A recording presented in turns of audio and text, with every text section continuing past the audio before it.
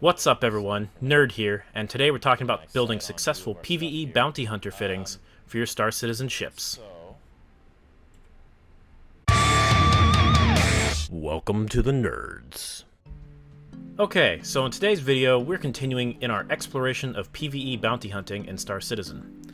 In previous videos, we've looked at a bunch of ways to earn UEC, and came back to the conclusion that, as things sit right now, PvE bounty hunting is the most time-efficient way to earn UEC in the verse.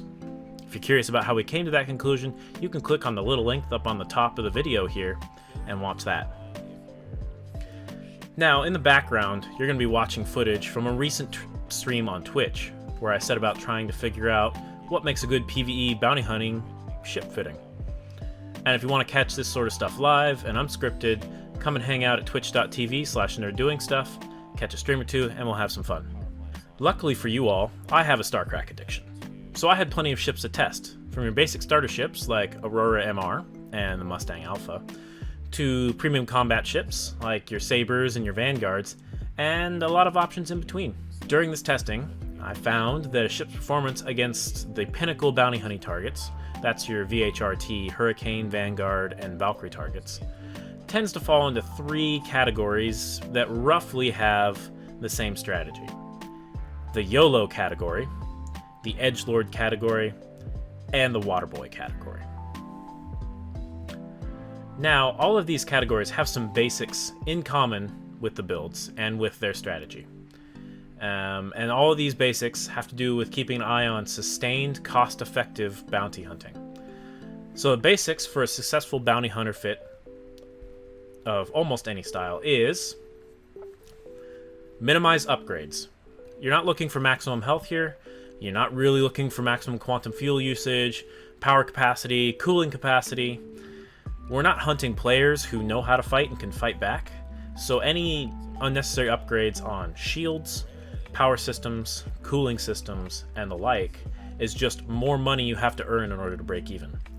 Keep it lean and mean. Think like a cougar. Not that cougar. Yeah, that cougar. Always upgun. The name of the game in PvE bounty hunting is maximum damage. Yeah. We are trying to kill our targets in one pass, generally head-on. So downsizing your guns to use gimbals for increased accuracy is actively counterproductive to this goal. While some ships lack the ability to upsize guns, especially you'll find this in the Yolo group, the general rule is fit the biggest guns possible, even if you have to sacrifice a little bit of accuracy if the fight comes down to a turning fight. Lasers are king. So, most of these builds focus on laser weapons. In fact, all the builds I'm going to show you are laser weapons, usually laser cannons, because they don't require you to reload and stop killing bounty hunting targets, and you lose all of your UEC efficiency when you have to stop to, repair or reload. Also, handily enough, laser cannons typically are king in terms of the distance alpha strike game, which is really what we're looking for when we're trying to do our one-pass kill strategy. One and done. Gentlemen, normally being a one-pump chump is not an ideal situation. But bounty hunting is a hit-it-and-quit-it game. You don't want to spend any more time dealing with your target than you absolutely have to. The goal in running bounty hunting contracts is to kill your target in the first pass, or just after it, and jump out. Your fittings should reflect this.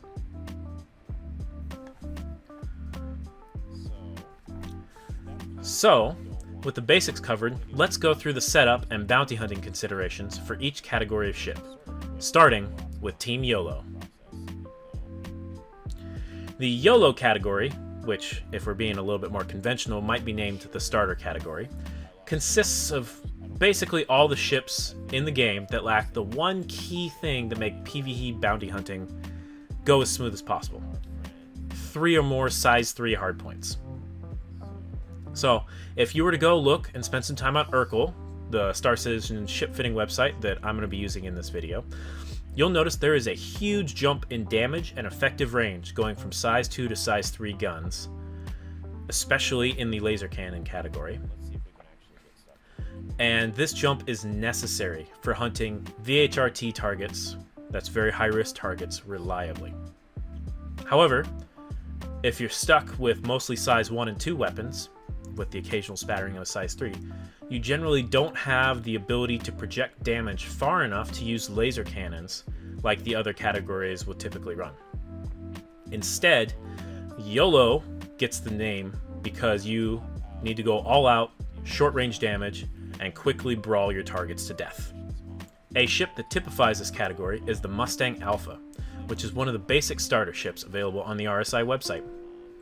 Take a look at this ship fitting and note that it is bone stock except for the weapon loadout, in this case a set of neutrons. Neutrons are laser cannons known for their high damage but very short range. The other real weapon option here is the Dominance laser scatter guns, which have very similar characteristics but are probably easier on your hearing. Holy crap, these things are so loud. Quantum travel. M50? Oh, that's gonna be awkward. Dead. I love cannons for that. It's just like a headshot machine. Super satisfying to use cannons. So, like the name suggests, the way you succeed with these YOLO swag ships, like your Mustang Alpha, is you YOLO your way into the fight and brawl it out. Now, most of these ships in stock form will clear very low-risk targets, but struggle to quickly clear low-risk targets. If you're using the brawling setup that we suggest here for YOLO swag targets, you should be able to consistently clear MRT targets and even jump to some very high-risk targets if you're feeling a little frisky. This is true of anything that could fit usually more than 3 size 1s, 3 to 4 size 1 weapons. Ships in this class really should be targeting medium risk target contracts and lower as your primary contract type, because some of the tougher targets you find in high risk targets and very high risk target missions like the Vanguard and Valkyrie can take your damage for long enough that the money really isn't worth it. Also, because it takes longer to kill them, this gives time for the ads in a very high risk target or high risk target mission to catch you with a lucky shot. And most of the ships in the YOLO category really don't have the durability to take a shot from the heavier guns found on the harder contracts. However, if flown reasonably well, you can take the odd high risk or very high risk contract if there are no lower level contracts available and have a decent shot at doing them. Plus, if you die, almost all these ships are instant respawns if you pay the fee, so you don't have to have much downtime if you take something on more than you can chew.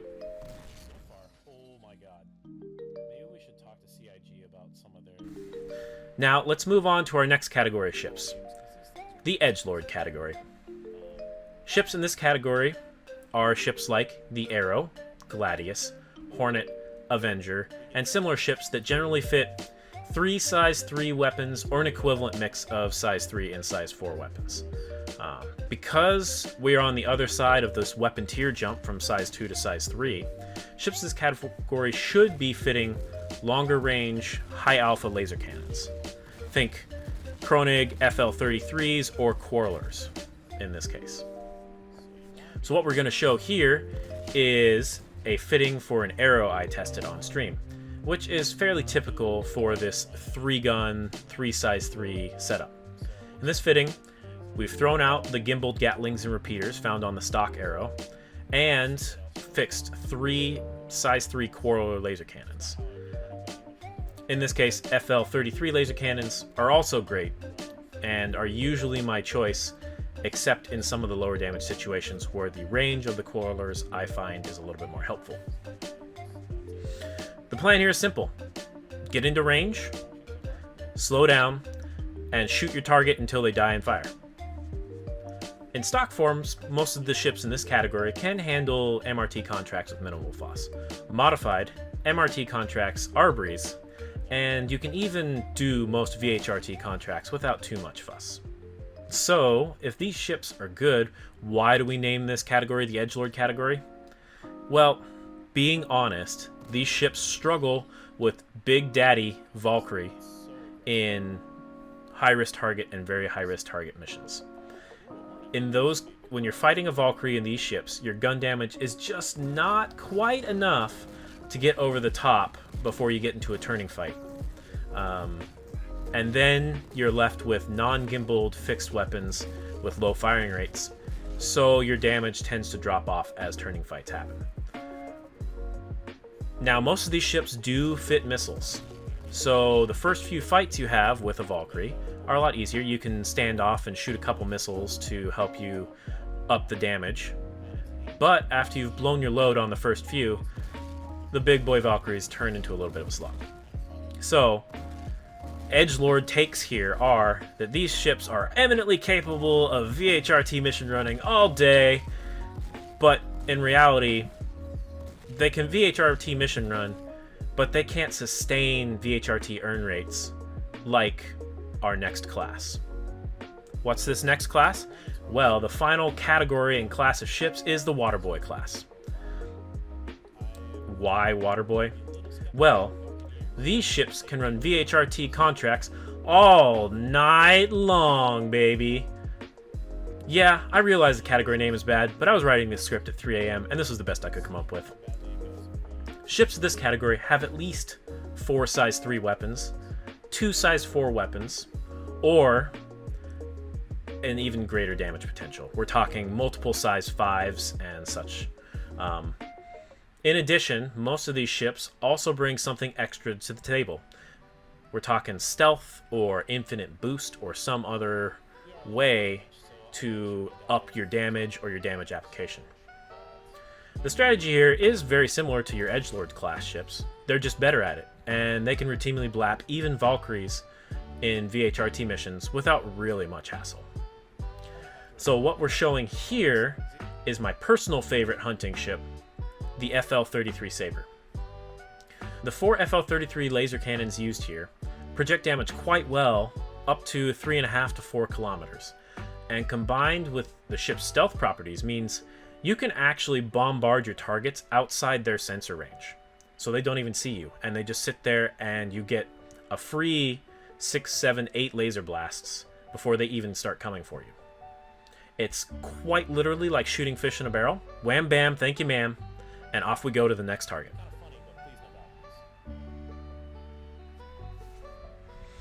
Other ships in this class might include the Origin 600i. You wouldn't think of it as a bounty hunting ship, but that thing fits 3 size 5 cannons, which will easily one-pass any bounty hunting target short of a hammerhead in the game.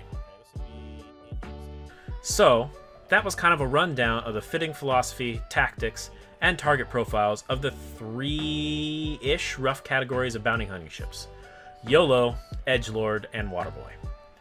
And now we've come to the community engagement section of the video. What do you guys think? Did I miss something here?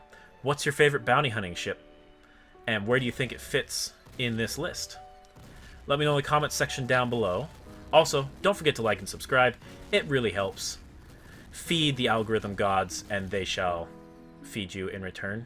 Is that creepy? Who knows? Anyway, until next time, stay safe out there, and I'll see you in the verse. Happy nerding. But looks like we're taking it as far as capable.